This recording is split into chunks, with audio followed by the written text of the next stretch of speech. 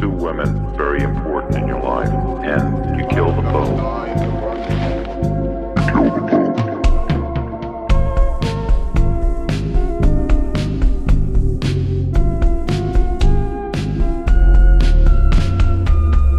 Basically, I was a normal person.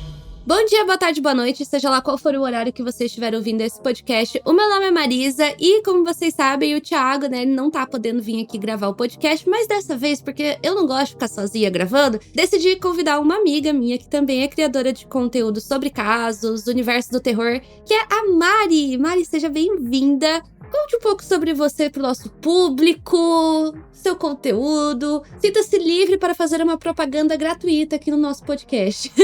Oi, gente. Boa tarde, bom dia, boa noite, boa madrugada. Eu sou a Mari e eu faço vídeos de casos criminais, terror e coisas sobrenaturais e creepypastas também. Eu faço vídeos tanto no TikTok quanto no Instagram e também no YouTube. Isso aí. Depois, gente, claro que se vocês quiserem ir pro perfil da Mari, se vocês quiserem não, vocês são obrigados. Sinto informar isso pra vocês. É aquele negócio, né? Por espontânea pressão. Exato. O arroba dela, tudo certinho, vai estar na descrição. Então, seguinte, quando a gente traz um convidado aqui no nosso podcast, vocês sabem que a gente faz algumas perguntas, né? E, Mari, a primeira pergunta a gente fala que é pra julgar o seu caráter, tá? Sinto informar isso pra você. Quando você come uma coxinha, você come ela pela bunda ou pela ponta? Eu começo pela ponta, só que assim, é muito difícil eu comer coxinha. Porque eu não como carne, e dois, que eu tenho alergia a trigo. É verdade, eu lembrei agora. Mas supondo que você tenha uma coxinha vegana que você possa comer, daí você come pela ponta. É. Que tem coxinha de jaca é gostoso, eu já comi. Eu adoro coxinha de jaca, mas tem que ser trigo, né? Tem que usar a farinha de sorgo. Ah, entendi, daí é diferente. Mas essa é a resposta certa. Na verdade, você foi a primeira pessoa que respondeu pela ponta. Todas as outras pessoas falaram pela bunda. Aí eu falava pra elas que isso, tipo assim, já é um sinal de que você não tá bem mentalmente, né? Já é um sinal. Tô brincando, tá, gente? Nada contra quem coma coxinha pela bunda. Só que essa é a primeira pergunta. E a segunda pergunta que a gente sempre faz é: qual foi o caso criminal que mais te marcou? Ou o caso que você achou mais interessante de pesquisar até hoje? Assim, tem vários casos, assim, que me chocaram muito, mas um que ele me chama muita atenção, até porque eu gosto muito de jogos. O mais famoso caso de suicídio em massa da história foi do caso do Jim Jones. Ah, sim. Então, o caso do Jim Jones, ele me chama muita atenção, porque ele utilizou a psicologia, e eu acho muito interessante a manipulação psicológica que ele fez, e isso inspirou um padre do Outlast 2. É que eu gosto muito da franquia do Outlast, né? Eu gosto muito dos jogos. Já virei todos, inclusive. Então, ele inspirou o padre Knopf do Outlast 2. Que interessante. Esse caso do Jim Jones inspirou várias coisas. É um absurdo que foram quase 1.000 pessoas. Sim, a gente tem episódio, inclusive, do Jim Jones. E foi um caso que a gente ficou... Acho que é um episódio bem louco que a gente tem. E é bem louco porque ele veio pro Brasil. Então é bem louco. Tem gente que fala que poderia ter sido aqui. Eu gosto muito dos casos que as pessoas utilizam da psicologia pra manipulação, né? Um outro caso que eu gosto muito é o famoso caso do Ted Bundy. E tem um outro caso que eu achei recentemente, que o pessoal meio que enlouqueceu nas minhas redes sociais, mas não foi pelo caso em si, mas é mais pelo nome da criminosa, da serial killer, que se chamava Pirosca. Ah, eu vi no TikTok esse caso. Mas eu também acho muito interessante dessa coisa de manipulação de mentes. Acontece bastante em caso de seita. A gente já trouxe várias seitas aqui pro podcast. Eu sempre fico muito surpresa. Não sei se você viu daquela outra seita que chama Synanon. É outro caso de seita que eu acho maluco. Porque a manipulação de mentes... Foi até uma manipulação de um país inteiro, né? Que todo mundo achava que aquela seita, né? Hoje em dia a gente entende que é seita, né? Era uma coisa boa. Sim, teve o caso do Warren Jeffs também. Muitos, gente, muitos. E eu sempre falo, os assassinos, assim, de forma geral, pensando agora em serial killer, eles sabem o que eles estão fazendo na maioria das vezes. Claro que a gente tem serial killers organizados, mas pensando na parte do organizado, assim, normalmente diagnosticado como psicopata e tal, eles sabem exatamente o que eles estão fazendo. E essa é uma questão muito louca. Mas agora, voltando, a gente vai falar hoje sobre o caso da mansão Winchester, que você falou pra mim que você conhecia. Eu acho esse caso ele muito misterioso, porque ele tem 3 teorias muito fortes, né, em cima dele. Eu quero saber depois quais são essas teorias. Só que antes da gente começar o episódio, gente, como sempre, vocês sabem que a gente tem que fazer a nossa propaganda. Da mesma forma que eu pedi pra vocês seguirem a Mari, eu peço que vocês sigam a página do podcast lá no Instagram, @apenas-um-podcast. E também, se vocês quiserem ajudar a gente de outra forma e puderem, podem mandar um Pix, né? O Pix misterioso, a gente sempre pede pra, por favor, mandar com uma mensagem. Lembrando, gente, pode ser qualquer valor. R$1, R$5, R$1.000. Que tocar seu coração, né, Mari? A gente aceita se mandarem R$1.000. A gente também aceita R$1. Tudo ajuda e todo esse valor é revertido para equipamentos e pra gente conseguir fazer a manutenção do nosso podcast. Então é só mandar pro e-mail contato apenas-um-podcast@gmail.com. A gente agradece vocês demais e também, como sempre, né, tirar um print de que você tá ouvindo o podcast e marcar a gente, né, nos stories que a gente sempre reposta. Podem marcar você também, Mari? Pode, claro. Pode, marca todo mundo que a gente reposta todos vocês. Então é isso, gente. Vamos falar sobre o caso da mansão Winchester.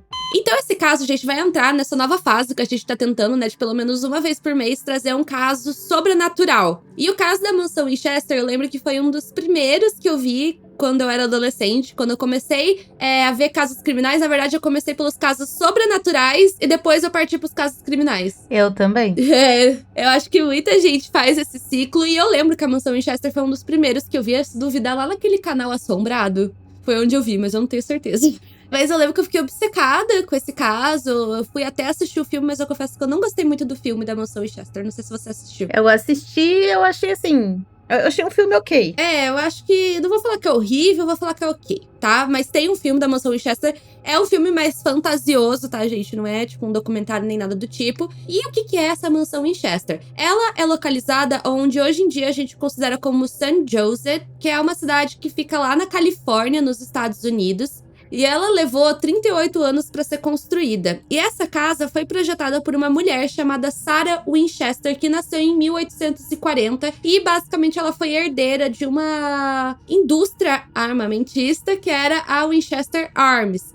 Que basicamente, vamos resumir, o que aconteceu? Então essa mulher chamada Sarah Winchester, ela herdou essa empresa do marido dela, que era o William Wirt Winchester, que se casou com ela em 1862 e ele era fundador da Winchester Arms. E esse cara, como é que a gente pode falar em relação ao dinheiro dele? Ele tinha muito dinheiro. Ele tinha tanto dinheiro que tu não consegue nem imaginar. Sim, é que se a gente fala os valores hoje em dia, já é muito dinheiro, mas vocês têm que ter noção que naquela época era 5 vezes mais. E tinha uma questão que bem na época que ele cria essa companhia de armas, era a época que tava acontecendo a Guerra do Oeste, né? A, entre aspas, conquista do Oeste, né? Que eles começaram a abrir território nos Estados Unidos e muitas pessoas, principalmente a população indígena, acabou morrendo nessa guerra. E as espingardas criadas pela Winchester foram as principais usadas nessa guerra. Ele produziu o fuzil M1, né? Na pós-guerra, que ele atirava muito mais do que as outras, então isso acabou matando muita gente. E isso vai ser um fator muito importante nessa história, porque a gente vai começar a entender o que vai motivar a criação dessa mansão. Então, muitas pessoas perderam as vidas devido às armas Winchester, principalmente pessoas indígenas. E a própria Sarah, por muito tempo, ela achou que a família dela estava sendo amaldiçoada por isso.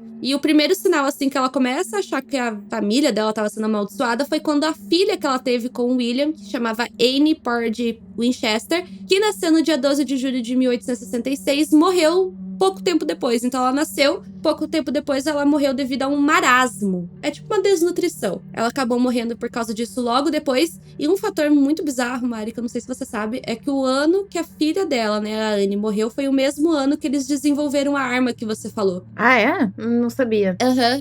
Foi no mesmo ano que eles desenvolveram a primeira arma da empresa, na verdade, né? Mas foi, tipo, no mesmo ano. Claro, pode ser que não signifique nada, mas eu sempre falo, quando a gente faz um episódio de casos sobrenaturais, a gente tem que dar todas as informações, né? Olha, 12 de julho de 1866 ela nasceu, né? E isso. No dia 23 de julho de 1866, ele iniciou a produção do rifle. E ela morreu logo depois por conta dessa desnutrição. Cara, foi o tempo, assim, bizarro de parar pra pensar, né? É muita coincidência, tô até arrepiada aqui. Sim, e o que acontece é que alguns anos depois, né, em 1880, Se eu não me engano, a mãe do William, né, o marido da Sarah, morre também, devido a uma tuberculose. E alguns dias depois, o marido dela, né, o William Winchester, né, criador da companhia, morre também de tuberculose. E, obviamente, a Sarah ela já estava enfrentando uma depressão muito grave, principalmente devido à perda da filha dela. E depois disso, ela nunca mais conseguiu ter outros filhos.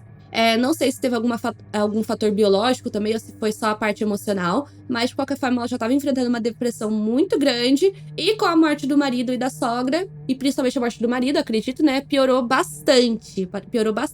E na época, ela herdou mais ou menos 20 milhões de dólares. Aí você pensa, 20 milhões é bastante. Queria na minha conta agora? Queria. Mas, atualmente, de acordo com essa última pesquisa que eu achei, os 20 milhões de dólares nos dias de hoje seriam equivalentes a 500 milhões de dólares. É aquele negócio que eu falei, né? O pessoal não consegue nem imaginar essa grana. Não consigo, gente, porque pra mim já é surreal pensar nisso. E além disso, ela ganhou parte das ações também. Acho que ela ficou com 50% das ações da empresa, que faturava muito dinheiro na época. E eu vi que é estipulado que por dia ela ganhava $1.000. Que pra época era grana pra caramba. E hoje em dia, né, Mari? Se a gente estivesse ganhando $1.000 por dia. Eu ia estar muito feliz. Eu ia estar muito feliz. Eu também ia estar muito feliz. Então, gente, era grana pra caramba. E até hoje é muito dinheiro, porque... Até porque é dos Estados Unidos, é muito dinheiro ganhar $1.000 por dia. Então, tipo assim, era muita coisa. E, como eu falei pra vocês, ela tava muito ruim da depressão. Não foi o dinheiro que magicamente mudou isso nela. E, emocionalmente falando, ela tava muito mal. E, como eu falei lá no começo, ela não parava de achar que a família dela estava sendo amaldiçoada. Ela foi, inclusive, num médium, né, que falou isso. E vai ser justamente isso que ela faz na época dela. Ela vai até o médium e diz que durante essa sessão espírita... Na verdade, cada lugar fala uma coisa diferente. Dizem que nessa sessão, o médium teria canalizado o espírito do William, né, marido, né, da Sarah. Tem outros que falam que ele só falou, mas não incorporou, vamos dizer assim. Mas de qualquer forma, né, esse médium fala que a família dela realmente estava amaldiçoada, porque várias pessoas morreram, né, com as armas desenvolvidas pela empresa, e eles acabam... o espírito do marido, na verdade, fala que ela deveria ir pro oeste, ou seja, né, a guerra era da conquista do oeste, ela deveria se mudar pra lá, e ela deveria construir uma casa, né, no caso foi uma mansão, pra abrigar todos os espíritos que morreram pelas armas Winchester. E outra coisa, que além do pedido da mudança e construir essa casa, que também ela não poderia parar essa construção, porque se ela parasse, ela iria morrer. Então, o que ela faz? Ela começa a construir, não para mais até a morte dela. Exato. Se eu não me engano, ela, na verdade, ela morava em New Haven, que pelo que eu entendi é perto de Boston, mas eu não faço ideia. Fora que às vezes a geografia dos Estados Unidos é abstrato pra maioria das pessoas, e tá certo. Aí ela se muda pra Califórnia, ela compra um terreno gigantesco de um médico chamado Dr. Robert Cadwell. Era meio que uma casa de campo, o terreno em si era gigante, mas nele já tinha uma casa de campo com 8 cômodos e ela tava indo em obras. Então pra ela foi perfeito. E a construção da mansão vai começar a partir desse momento, que foi extremamente caótico, né? Porque eram muitos funcionários, era muita coisa acontecendo ao mesmo tempo. E, bom, essa foi uma das teorias, né? Mas a Mari falou que tinha algumas outras teorias, e quais que eram elas? Pode dividir com a gente? Então, tem uma teoria de que ela construiu essa casa, né, pra afastar os espíritos que rondavam, porque eles não iam ficar em volta se tivesse barulho de furadeira, coisa sendo abolida, de martelo, essas coisas. Tem uma teoria, assim, por isso que ela nunca parou essa construção, né, porque os espíritos nunca rondassem aquela casa. E tem uma teoria também que fala que foi feita para enganar os vivos. Porque se tu for ver, tem muita coisa 13 nessa casa. Se não me engano, o número dela, o favorito era o 13, então tinha 13 painéis. A escada com 13 degrau, 13 banheiros, 13 não sei o quê.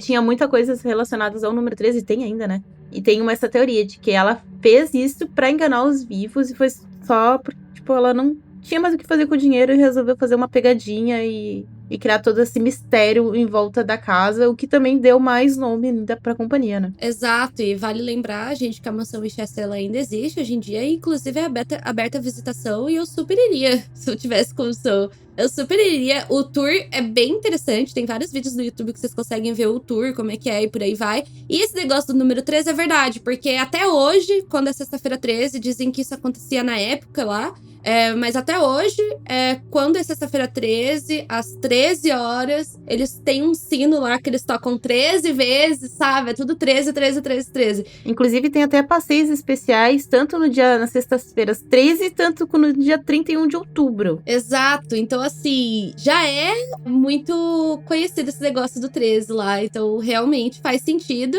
E também, gente, com o dinheiro que ela tinha na época que ela vivia, era muita coisa. Eu até entendo ela ficar confusa com o que fazer com o dinheiro dela, né? Mas, de qualquer forma, né? Como a gente tava falando, a construção da mansão era dia e noite. Não tinha pausa, inclusive de madrugada. Tinha construção acontecendo. Ao todo, ela contratou 18 funcionários e não tinha planejamento na casa. Isso é uma coisa, se vocês forem procurar no YouTube depois dos tours e tal, vocês vão ver. Não tinha planejamento nenhum, não tinha um arquiteto, um engenheiro por trás. Não. Eu acho que era assim, ela mandava, quero um quarto assim, eles iam lá, davam um jeito e faziam. Eu até ouvi falar que tinha bastante falhas, tipo, falando em questão de arquitetura e de engenharia, né, civil, tinha bastante falhas a casa. Ou tem, né? Não sei se arrumaram. A gente vai chegar numa parte que eu acho que vai ter a ver com isso daí que você falou.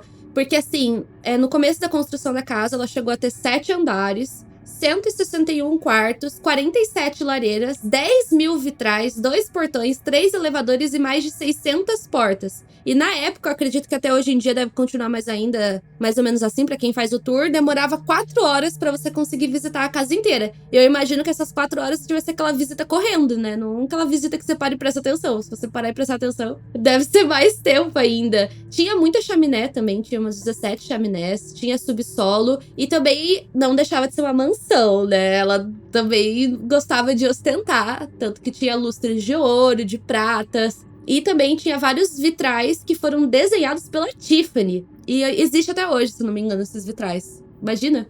E olha, deve dar uma trabalheira e deve ter gasto, sim, pra manter essa mansão, né? Mas acredito que o turismo deva cobrir. A manutenção deve ser maluca demais. Porque, sei lá, às vezes na minha casa que é minúscula já é difícil de limpar. Imagina uma casa desse tamanho. É absurdo, assim. Eu acho lindo casa grande, mas não teria, porque é custo, né? E tempo pra cuidar. É que geralmente quem tem casa grande não é a pessoa que limpa, né? Mas imagina, 24 horas ter alguém cuidando da tua casa. Realmente.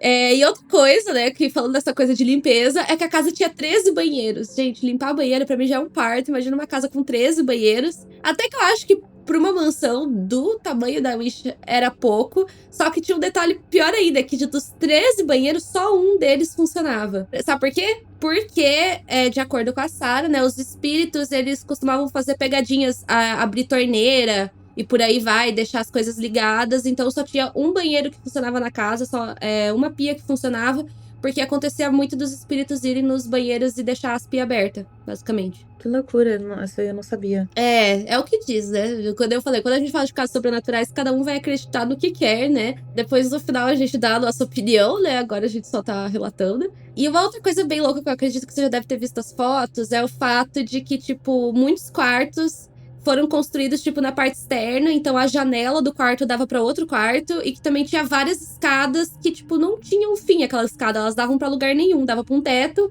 Eu acho que tem até uma porta, que eu acho que é uma foto bem conhecida, que se você abre, ela, tipo, é no segundo andar. Se você abrir e andar, você cai no chão, lá fora. Tipo, é uma porta que dá pro lugar nenhum. Porta que você abre e dá pra parede de tijolos. Então, assim, era um labirinto.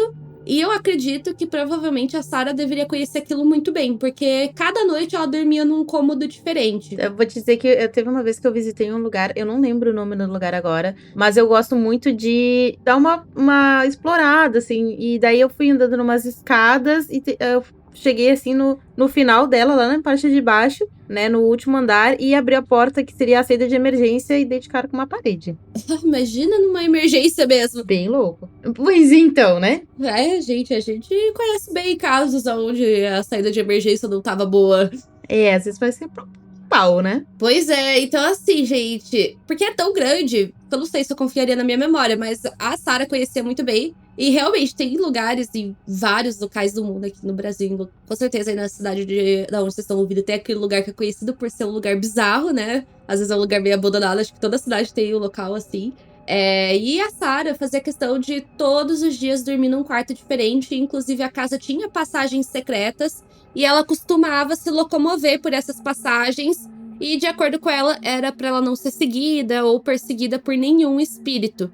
E aí que vai entrar aquela questão que você falou da arquitetura, porque em 1907 aconteceu um terremoto naquela região que, se eu não me engano, não sei se é o mesmo terremoto que vai fazer o Herbert Mullin lá ficar pirado da cabeça, né? Que tem o caso do Herbert Mullin, o serial killer dos terremotos, não sei se você já pesquisou, não sei se é esse mesmo terremoto, mas foi um terremoto que, assim, gente, foi terrível, destruiu a cidade de São Francisco e deu pra ser sentido, vamos dizer assim, lá na mansão. E a mansão, que antes tinha 7 andares, ficou com 4 andares.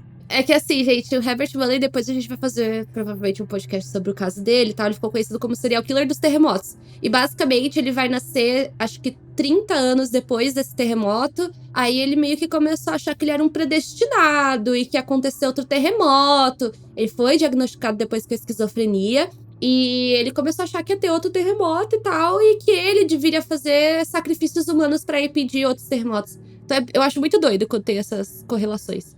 E outra relação que eu acho muito bizarro é que, se eu não me engano, é a casa Winchester, que ela é próximo à casa que aconteceu o caso daquela série Bem-vindos à Vizinhança, sabe? Do Derek e da Maria Brothers. Não sei. Se eu não me engano, a mansão Winchester, ela era, tipo, alguns quarteirões só da casa dos Brothers.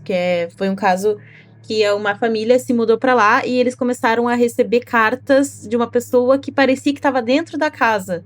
É muito louco esse caso do Derek e da Maria Brothers. Não é antigo esse caso, né? Não é não. Foi em 2014, se eu não me engano. Gente, confundimos a cabeça, são muitos casos da nossa cabeça. Então, na verdade, a casa que fica perto dessa é a casa onde aconteceu o caso de Amityville, né? Horror em Amityville. Então são muitas correlações. E claro, né, gente, toda vez que eu falo desse caso, o pessoal comenta de Supernatural, né? No caso do Winchester, eu nunca assisti, mas toda vez que eu falo desse caso, o pessoal que gosta de Supernatural fica louco. Então, realmente, tem várias correlações com casos reais, mas também inspirou muitas coisas da cultura pop. E, assim, de acordo com relatos de ex-funcionários também, basicamente, a Sarah coordenava sessões espíritas, né? Sessões com médiums, praticamente todos os dias. Então, praticamente todos os dias tinham sessões que aconteciam no local. Aparentemente, o principal intuito era de convocar espíritos bons para ajudar a aliviar o clima tenso que tinha ali na mansão, né? Para ajudar em relação aos maus espíritos e por aí vai. E, bom, isso foi acontecendo, né? Dessa construção da mansão e rolando dessa forma aí praticamente em massa, até a morte da Sarah. Depois que ela morreu, obviamente a construção da mansão foi finalizada e basicamente ela morre de insuficiência cardíaca em 1922. E eu até fiquei surpresa que a casa ela foi vendida 5 meses depois da morte dela por $135 mil. Desvaloriza, né, por causa do terremoto, por causa das assombrações e tal, mas pra mim deveria ter dado uma valorizada maior. Mas, eu não sei, falaram que por conta do tipo da casa ia ser difícil e tal, mas assim, quem comprou se deu bem porque a mansão foi aberta ao público e, como eu disse pra vocês, hoje em dia ela é considerada um dos locais mais mal assombrados do mundo e tal, um dos locais mais misteriosos. E hoje em dia você pode fazer visitação no local, virou museu e tal. Então, assim, sei lá. Eu achei que, se me perguntasse, eu achava que seria bem mais. Pois é. Mas eu acho que quem comprou já tava com esse intuito, só não abriu o bico, né, pra comprar mais barato. Com certeza, com certeza. É porque, se eu não me engano, a herança foi pra uma sobrinha da Sarah, só que no testamento, a Sarah não deixou a mansão pra ninguém. Só que, obviamente, né, por conta da lei e tal, teria que ir pra alguém, aí foi pra essa sobrinha dela, decidiu vender. Eu não sei se eu venderia, viu? Ainda mais por esse valor. Eu teria aberto o museu daí. Eu acho que ela teria lucrado mais. Mas, enfim, né, gente? Como a gente falou, é uma casa que tem o seu lado sobrenatural, também tem seu lado comercial. Mas aí a gente tem as histórias, obviamente, né? E tem fantasmas na casa, de acordo com o que se diz. E um dos espíritos mais conhecidos é o espírito, né, o fantasma do carrinho de mão. Muitos acreditam que esse fantasma era de um homem que trabalhava na construção da mansão e que teria morrido. Algumas outras pessoas falam que ele teria morrido durante a construção da mansão, né? Teria rolado ali um acidente de trabalho. E, basicamente, esse é o fantasma que é mais avistado. Então, muitas pessoas que visitam a mansão falam que sempre vem um homem carregando uma caixa de ferramentas ou então empurrando um carrinho de mão. Nossa, eu ia ficar toda arrepiada. Assim. Sei lá, gente. E eu não sei se você soube do quarto secreto que eles descobriram lá há pouquíssimo tempo. Ah, eu fiquei sabendo alguma coisa, mas não me aprofundei. Então, como a gente falou, né, teve um terremoto. E dizem que no dia que teve esse terremoto, a Sarah ficou presa nesse quarto. Então, um terror, né, gente? Pelo amor de Deus. Aí, ela ficou bastante tempo lá, até que os funcionários viram e salvaram ela. E com isso, ela decidiu meio que trancar esse quarto. Tipo, ela trancou o quarto e falou, ó, ninguém entra mais aqui. E esse quarto só foi reaberto em 2016. Foi aberta e hoje em dia esse quarto foi adicionado a passeios. Aí, nesse quarto tem meio que um sofá super antigo, tem um órgão, assim, gigantesco, um instrumento assim no meio. Tem vários objetos. E pensa, o quarto tava trancado praticamente há 100 anos. Que loucura. Eu acho muito louco pensar nisso. É basicamente Imagina o estado que tava o quarto, gente. Meu Deus. o cheiro de mofo. Eu penso como uma pessoa com rinite. Agora eu fico pensando por que ela fez esse quarto secreto. Se a intenção dela ou era abrigar ou era fugir dos fantasmas. Pois é, né? E por que ela trancou esse quarto? Tudo bem que deve ter sido um trauma. Imagina, você passou por um terremoto e ficou presa num quarto. Meio esquisito, né? E, inclusive, um dos relatos envolvendo esse caso é de um guia que trabalha na excursão, né, da mansão Winchester. Não sei se hoje em dia trabalha, mas a história é essa. Que ele basicamente estava levando as pessoas para esse quarto quando ele ouviu um suspiro muito alto vindo do corredor. Ele achou aquilo estranho e quando ele foi pro corredor, ele só viu meio que uma forma, tipo um espectro de luz, vamos dizer assim, uma coisa meio fantasmagórica, meio que virando assim no corredor. Nisso, ele decidiu seguir aquilo, mas ele ouvia o barulho do suspiro, mas ele não via ninguém. Então, assim, esse foi um dos relatos. Tem outros, mas acho que esse e do fantasma do carrinho de mão são os principais. Não sei se você conhece outro, mas a maioria é isso, avistamento, foto. Não conheço outros não. Não conheço outros não.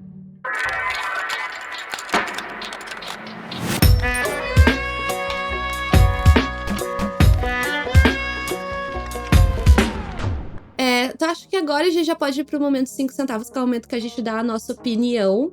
E eu já quero puxar um gancho pra essa questão das fotos e vídeos que eles falam da mansão Winchester. Eu confesso que esse não é o caso sobrenatural que eu mais acredito na face da Terra. O que eu mais acredito é um que a gente já gravou aqui, que chama a Casa dos 200 Demônios. Não sei se você conhece. 200 espíritos, tem lugar. Não, esse aí não fiquei sabendo. Cara, pesquise que você vai ficar chocada. Até o Thiago, que é tipo uma pessoa super cética, quando ele viu esse caso, ele ficou apavorado. Porque é muito bizarro, tem muitas provas, assim, inclusive de policiais e tal, uma coisa muito bizarra. E o que eu acho estranho dessa coisa da mansão Winchester é que se você procura as fotos, os vídeos e tal, eles são postados na página oficial da Winchester, sabe? Eu não sei, pra mim parece que hoje em dia, pelo menos, não sei na época, mas hoje em dia é mais marketing do que um local que realmente pode ser mal assombrado. Qual que é a sua opinião? Concordo contigo.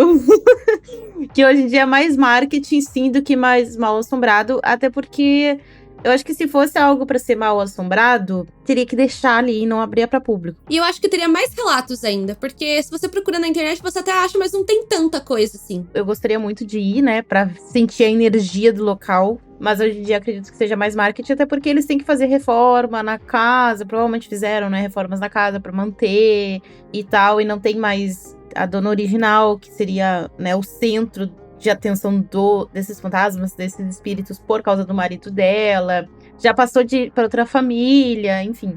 Então eu acredito hoje em dia que seja mais marketing. Porém, na época, talvez realmente tivesse alguma coisa.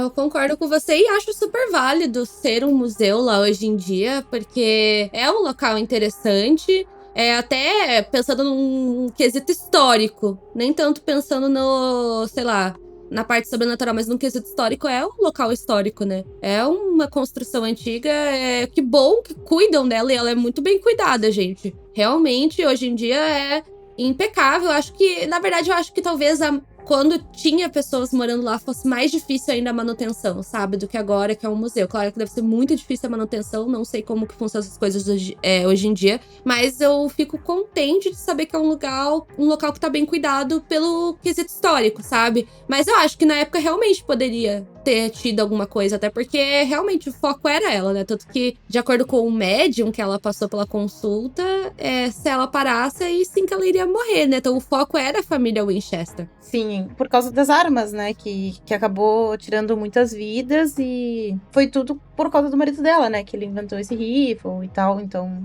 pra mim, o foco é 100% a família e a partir do momento que ela faleceu, não tiveram herdeiros, né? E venderam pra outra família, acabou. E se eu não me engano, a Winchester Arms, né? A companhia de armas, ela existe até hoje. Eu acho que tem até aquelas viciadas em History Discovery. Tem até o episódio do History não, desculpa. Tem até o episódio de Trato Feito, se eu não me engano, que o cara vai levar uma arma da Winchester. Agora eu tô encucada por saber se é a mansão Winchester, que é perto da casa dos Boulevard, ou se é outra. Você vai ter que pesquisar. Eu tô pensando aqui, falando assim, eu acho que é. Pode ser que não seja, tá? Não botarei minha mão no fogo. Que eu sei que tem uma casa perto da casa dos Boulevard que aconteceu alguma coisa ali que ninguém sabe o que é. Mas talvez não seja pela data. Mas tem, se eu não me engano, tem uma correlação dessa outra casa que falam assim, talvez o cara que escrevia as cartas pra família Boulevard seja alguém daquela casa. Mas eu não sei, acho que pela data não deve ser Winchester, mas é um nome parecido. Aqui nos Estados Unidos, a gente sempre fala, o pessoal perguntou pra mim outro dia nos comentários do meu vídeo, Lady, você sabe se nos Estados Unidos tem alguma coisa e tal? Ou lá realmente é um portal de Demogorgons? Eu fico, gente, assim, temos teorias, mas às vezes eu quero acreditar que tem um portal de Demogorgons reais lá, porque o que tem história, gente, de casa bizarra nos Estados Unidos, claro, eu sempre falo, nesses casos sobrenaturais, a gente sempre tem que pontuar que algumas coisas realmente é marketing. A gente descobre depois que é marketing. Só que realmente tem umas histórias, assim, muito bizarras. Inclusive, Mari, pesquise. A gente tem um episódio aqui, mas se você quiser pesquisar depois desse caso aí da Casa dos 200 Demônios, porque... Já anotei aqui a Casa dos 200 Demônios. Você vai achar bem interessante, porque esse caso, depois eu quero ouvir a sua opinião, você vai falar pra mim, provavelmente. Esse eu acredito, Lady, porque... é muito bizarro. Pessoal, então, esse foi o episódio de hoje. Eu espero que vocês tenham gostado. Lembrando que se vocês tiverem alguma sugestão de caso, é só mandar lá no nosso Instagram, que a gente sempre tá de olho. Muito obrigada a todo mundo que ficou até aqui o final. Muito obrigada, Mari, por ter me ajudado nesse podcast. Ficou muito legal. Eu adorei gravar o podcast de hoje. Capaz. Eu que agradeço o convite, é uma honra. Inclusive, eu achei que a nossa sintonia ficou muito boa. Acho que vai ficar bem legal. Então, muito obrigada, Mari. Por favor, sigam ela, gente. E até o episódio da semana que vem. Beijinhos! Até, gente. Beijinhos.